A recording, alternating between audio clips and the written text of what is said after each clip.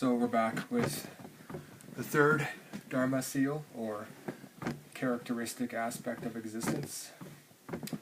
And I'm going to cover Dukkha, which I use the rather awkward English term unsatisfactoriness.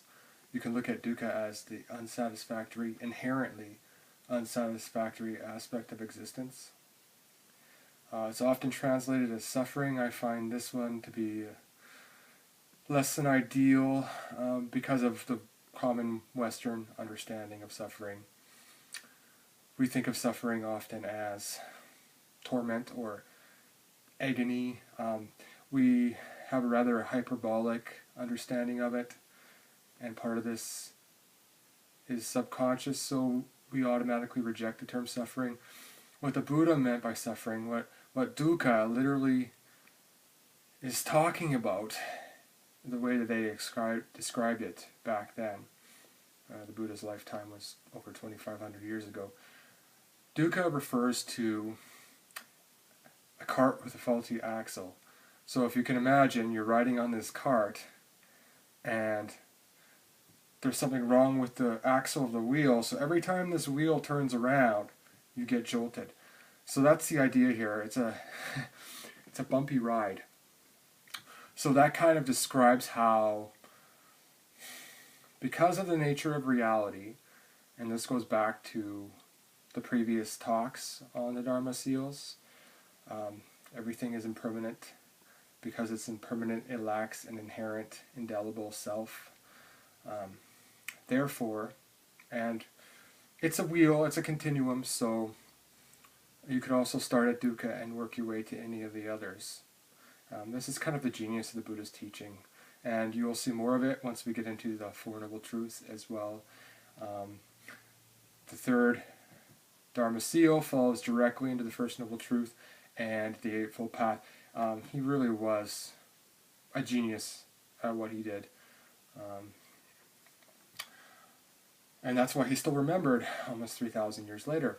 And that's why these teachings are universal, so they're relevant across any time period.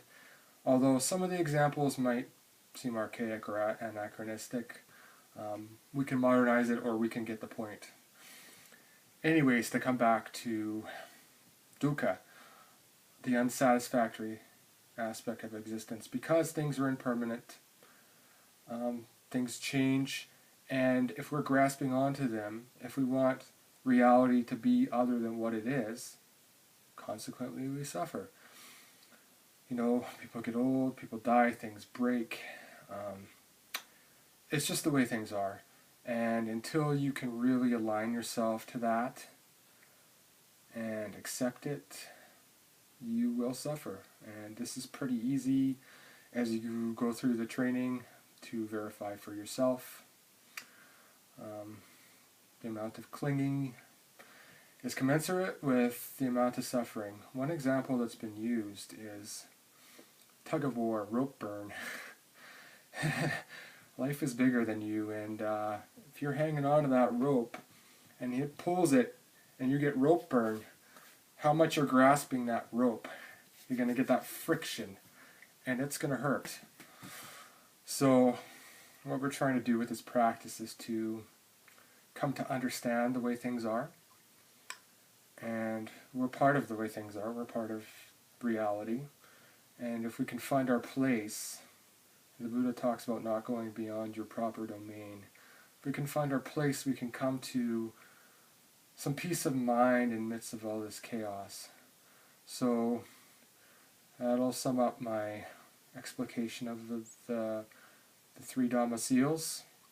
And next time we'll get into the Four Noble Truths. The Four Noble Truths, once again, part of the reason I ordered them in this fashion.